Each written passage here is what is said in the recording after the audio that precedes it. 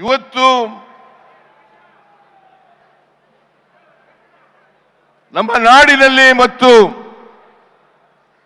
ದೇಶದಲ್ಲಿ ಕೋಮುವಾದಿಗಳನ್ನ, ಜಾತಿವಾದಿಗಳನ್ನ,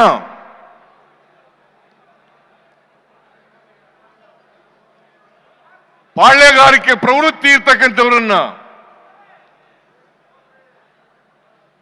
ರಾಜಕೀಯದಿಂದ ಓಡಿಸಬೇಕಾದಂತ ಅನಿವಾರ್ಯತೆ ಇದೆ ಅಂತಕ್ಕಂಥದ್ದನ್ನ ಇವತ್ತು ನಾವೆಲ್ಲರೂ ಕೂಡ ಅರ್ಥ ಮಾಡ್ಕೋಬೇಕಾಗ್ತದೆ.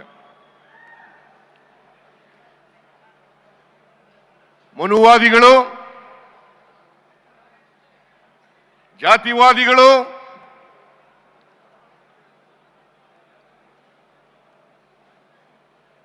ಹಾಗೂ ಪಾಳ್ಯಗಾರಿಕೆ ಪ್ರವೃತ್ತಿ ಇರ್ತಕ್ಕಂಥವ್ರು ಇವ್ರು ಯಾರು ಕೂಡ ಶೋಷಿತರು ಅಧಿಕಾರ ಮಾಡತಕ್ಕಂಥದನ್ನ ಸಹಿಸಲ್ಲ. ಇದನ್ನ ನಾವೆಲ್ಲರೂ ಕೂಡ ಒಕ್ಕೊರಲಿನಿಂದ ಖಂಡಿಸಬೇಕಾಗ್ತದೆ, ವಿರೋಧ ಮಾಡಬೇಕಾಗ್ತದೆ. ಅದಕ್ಕೋಸ್ಕರವಾಗಿ ಈ ಸಮಾವೇಶವನ್ನ ಏರ್ಪಾಡು ಮಾಡಿರ್ತಕ್ಕಂಥದ್ದು.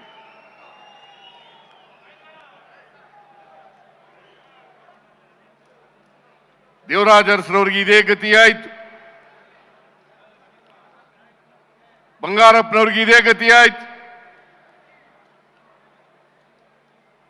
ಮೊಯ್ಲಿಯವರಿಗೆ ಅವ್ರು ಯಾರನ್ನೂ ಕೂಡ ಸಹಿಸ್ಕೊಳ್ಳಲಿಲ್ಲ. ಇದೇ ಕುಮಾರಸ್ವಾಮಿ, ದೇವೇಗೌಡರು,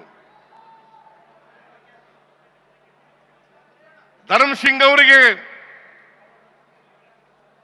ಕೊಟ್ಟಿದ್ದಂತ ಮಾತನ್ನ ಮುರಿದು ತಾವೇ ಅಧಿಕಾರಕ್ಕೆ ಬರ್ತಕ್ಕಂಥ ಕೋಮುವಾದಿಗಳ ಜೊತೆ ಸೇರ್ಕೊಂಡು ಅಧಿಕಾರಕ್ಕೆ ಬರ್ತಕ್ಕಂಥ ಪ್ರಯತ್ನವನ್ನ ಮಾಡಿದ್ರು.